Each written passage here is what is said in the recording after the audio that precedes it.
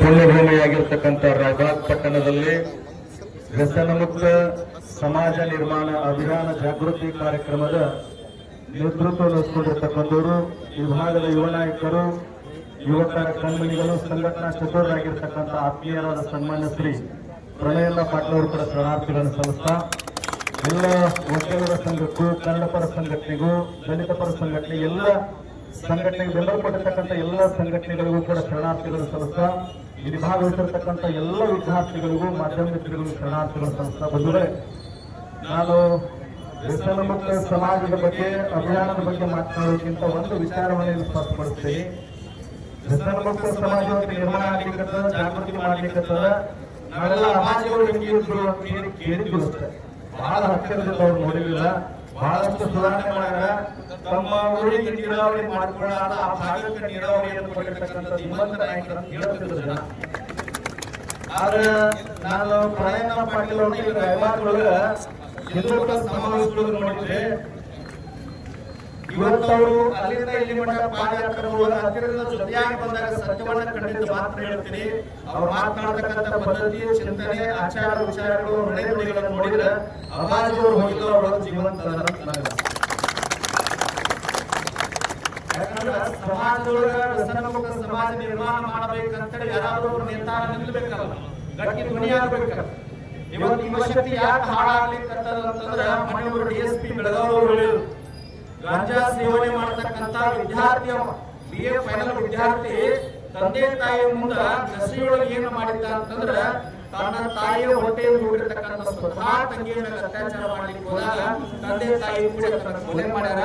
Court ಒಳಗೆ ಕೇಳಿದಾಗ ನನಗೆ ಬೇಕಾದ ಶಿಕ್ಷೆ ಕೊಡ್ರಿ, ಆದ್ರೆ ನನ್ನ ಮಗನ ಯಾಕೆ ಕೊಲೆ ಮಾಡೀನಿ ಅಂತಂದ್ರ, ಮಾದಕ ವ್ಯಸನಕ್ಕೆ ಮಾರು ಹೋಗಿರ್ತಕ್ಕಂಥ ಮಗನ ಕೊಲೆ ಮಾಡಿದ್ರ ಅವ್ನು ನೋಡಿ ಸಮಾಜ ಬದಲಾವಣೆ ಮಾಡಲಿ ಅಂತ ತಂದೆ ಹೇಳ್ತಾರೆ ಸಮಾಜ. ಅದಕ್ಕಾಗಿ ಇವತ್ತು ವಿದ್ಯಾರ್ಥಿಗಳು ಜಾಗೃತಿಯಾಗಿ ಬಹಳ ಖುಷಿ ಅನಿಸ್ತದ.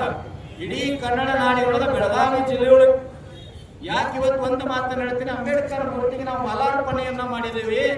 ಈ ಹಿಂದೆ ಏನು ಮಾಡಿದ್ರೆ ಹೋಗ್ಲಿ, ಮುಂದಾದ್ರೂ ಕೂಡ ಏನು ಬದಲಾವಣೆ ಆಗಬೇಕಂದ್ರೆ ಬದುಕು ಬಾಳಿಲ್ಲ, ಆಯುಷ್ಯ ಬಾಳಿಲ್ಲ. ಈ ಸಮಾಜಕ್ಕಾಗಿ, ಮಣ್ಣಿಗಾಗಿ, ತಾಯ್ನಾಡಿಗಾಗಿ ನಾವು ಬದುಕಬೇಕಾಗಿಲ್ಲ. ಯಾಕೆ ಡಾಕ್ಟರ್ ಅಂಬೇಡ್ಕರ್ ಮೂರ್ತಿಯನ್ನು ಇವತ್ತು ಸರ್ಕಲ್ ಒಳಗೆ ಇಟ್ಟಾರೆ? ಒಂದು ಮಾತನ್ನು ಹೇಳ್ತೀನಿ ಅಂಬೇಡ್ಕರ್ ಬಗ್ಗೆ. ಸ್ವತಂತ್ರ ಹೋರಾಟದ ಸಂದರ್ಭ ಗೋರ್ಖಗಳು ವಾದ ಮಾಡ್ತಾ ಇದ್ರು. ಡಾಕ್ಟರ್ ಬಿ ಆರ್ ಅಂಬೇಡ್ಕರ್ ವಾದ ಮಾಡುವ ಸಂದರ್ಭದಲ್ಲಿ ಮಧ್ಯಾಹ್ನ 12 ಗಂಟೆ ಸಮಯಕ್ಕೆ ಒಂದು ಚೀಟಿ ತಂದು ಕೊಡ್ತಾರೆ. ಅವರು ಅದನ್ನು ಓದಿ ಮತ್ತೆ ಜೈಲಿನೊಳಗೆ ಇಟ್ಕೊಂಡು ವಾದ ಮಾಡಲಿಕ್ಕೆ ಪ್ರಾರಂಭ ಮಾಡ್ತಾರೆ. ಅವ್ರು ಮಧ್ಯಾಹ್ನ 2 ಗಂಟೆ ಸಮಯಕ್ಕೆ ಬ್ರಿಟಿಷ್ ನ್ಯಾಯವಾದಿ, ಬ್ರಿಟಿಷ್ ಜಡ್ಜ್ ಕೇಳ್ತಾರ, ಸರ್ ಒಂದು ಚೀಟಿ ಬಂತಲ್ಲ, ಏನ್ ಬಂತು ಅಂತಂದಾಗ, ಸರ್ ನಮ್ಮ ಧರ್ಮ ಪತ್ನಿ ತೀರಿ ಹೋಗ್ಯಾಳ, ಆ ಸುದ್ದಿ ಗೊತ್ತಾಯ್ತು ಸರ್, ಅದು ಗೊತ್ತಾದ್ರು ಕೂಡ ಚೀಟಿಯನ್ನು ಇಟ್ಕೊಂಡು ವಾದ ಮಾಡ್ತಾ ಇದ್ರು. ಅವಾಗ ಬ್ರಿಟಿಷ್ ಜಡ್ಜ್ ಹೇಳ್ತಾರ, ಸರ್ ನನ್ನ ಧರ್ಮ ಪತ್ನಿ ತೀರಿ ಹೋಗಿದ್ರೆ ನನ್ನ ಮನೆಗೆ ಹೋಗ್ತಾ ಇದ್ದೆ, ನೀವೇಕ್ ವಾದ ಮಾಡ್ತಾ ಇದ್ದೀರಿ ಅಂತಂದಾಗ ಸಂವಿಧಾನ ಶಿಲ್ಪಿ Bharat Ratna doctor B R Ambedkar ಹೇಳ್ತಾರ, ಸರ್ ನಾನು ಮನೆಗೆ ಹೋದ್ರೆ ನನ್ನ ಹೆಂಡತಿ ಜೀವಂತ ಆಗಿ ಬರೋದಿಲ್ಲ, ಅದರ ನಾನೇ ವಾದ ಮಾಡ್ತಾ ಇದ್ದೀನಿ ಅಂತಂದ್ರ, ಸ್ವತಂತ್ರ ಹೋರಾಟದೊಳಗ ಗಟ್ಟಿಯಾಗಿ ಹೋರಾಟ ಮಾಡಿರ್ತಕ್ಕಂಥ 47 ಜನ ಕಟ್ಟಡಗಳು ನಿಂತಾರ, ನಾನು ವಾದ ಮಾಡಿದ್ರೆ ಕಲಿಗೆ ಹೋಗ್ತಾರೆ ಸರ್, ಅದಕ್ಕೆ ವಾದ ಮಾಡ್ತಾ ಇದ್ದೀನಿ, ಅವ್ರು ಬಿಡಿಸ್ಬೇಕಾಗಿದೆ. ನಾನು ಹೇಳೋ ಮಾತಿನ ಅರ್ಥ, ನಮ್ಮ ಜ್ಞಾನ, ನಮ್ಮ ಸಂಸ್ಕಾರ, ನಮ್ಮ ಹಣ, ನಮ್ಮ ಅಧಿಕಾರ ಈ ಸಮಾಜಕ್ಕಾಗಿ ಬಳಕೆಯಾಗಬೇಕು. ಪ್ರಣಯನ ನಾವು ಹೊಂದುತ್ತಾ ಇಲ್ಲ. ಇವತ್ತು ಯುವ ಶಕ್ತಿಯನ್ನ ಜಾಗೃತ ಮಾಡುವ ಸಲುವಾಗಿ ಅವರೇ ನೇತೃತ್ವವನ್ನು ತಗೊಂಡಾರಲ್ಲ, ನಮ್ಮ ಕರ್ನಾಟಕ ರಾಜ್ಯ ರೈತ ಸಂಘ ಜಿಲ್ಲೆಯ 31 ಜಿಲ್ಲೆಗಳ ಸಂಪೂರ್ಣ ಕಾರ್ಯಕರ್ತರು ಯಾವಾಗ ಹೋರಾಟವನ್ನು ಮಾಡ್ತಾರ, ಅಭಿಯಾನವನ್ನು ಮಾಡ್ತಾರ, ಯುವ ಶಕ್ತಿ ಜಾಗೃತವನ್ನು ಮಾಡಿಕೊಳ್ಳುವ ಸಂಕಲ್ಪ ಆಗ್ತಾರ, ಅವ್ರ ಜೊತೆ ನಾವು ಕೂಡ ನಾನು ಯುವಕರಿಗೆ ಒಂದು ವಿನಂತಿ ಮಾಡ್ಕೊಳ್ತೀನಿ, ನಾವು ಪೊಲೀಸ್ ಅಧಿಕಾರಿಗಳಿಗೆ ವಿನಂತಿ ಮಾಡ್ಕೊಳ್ತೀವಿ. ಅವರು ಅರೆಸ್ಟ್ ಮಾಡ್ತಾರ, ಹಿಡಿತಾರ, ಅವ್ರು ಹಿಡಿತಾರ, ನಾವು ಕೊಡೋದಲ್ಲ. ಯಾವ ಭಾಗದೊಳಗ, ಯಾವ ಓಣಿಯೊಳಗ, ಯಾವ ಸರ್ಕಲ್ನೊಳಗ ನಮ್ಮ ಮನೆಗೆ ಹೋಗಿ ಯಾವ ವ್ಯಕ್ತಿ ಗಾಂಜಾ ಮಾರಾಟ ಮಾಡ್ತಾನ, ಯಾವ ಹಿಡಿತಾರ ನಮಗೂ ಗೊತ್ತಿರ್ತದ. ನಾವು ಕೂಡ ಗುಪ್ತವಾಗಿ ಆ ವ್ಯಕ್ತಿ ಬಗ್ಗೆ ಪೊಲೀಸ್ ಅಧಿಕಾರಿಗಳಿಗೆ ಮಾಹಿತಿ ಕೊಟ್ಟಿದ್ದಾರೆ.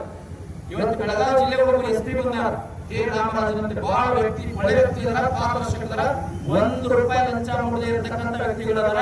ಅಂಥವ್ರ ಕೈಯೊಳಗೆ ಸಮಾಜ ವ್ಯಸನ ಮುಕ್ತ ಆಗಲಿಕ್ಕೆ ಸಾಧ್ಯದ. ನಾವೆಲ್ಲರೂ ಕೂಡ ಮುಂದಿನ ನಿರ್ಮಾಣಗಳು ಪ್ರಣಯನ ಏನ್ ಹಾಕೊಂಡಾರ ಅವರ ಚಿಂತನೆಗಳಿಗೆ ಇದೇ ಸಮಾಜ ವ್ಯಸನ ಮುಕ್ತ ಅಭಿಯಾನ ಜಾಗೃತಿ, ನಾವು ಕೂಡ ಪಕ್ಷಾತೀತ, ಧರ್ಮಾತೀತ, ಜಾತ್ಯತೀತವಾಗಿ ಅವ್ರ ಬೆಂಬಲ ನೀಡೋಣ ಅಂತ ಹೇಳಿ ನಾನು ಮಾತುಗಳನ್ನು ಸಂಪಾದಿಸ್ತೇನೆ.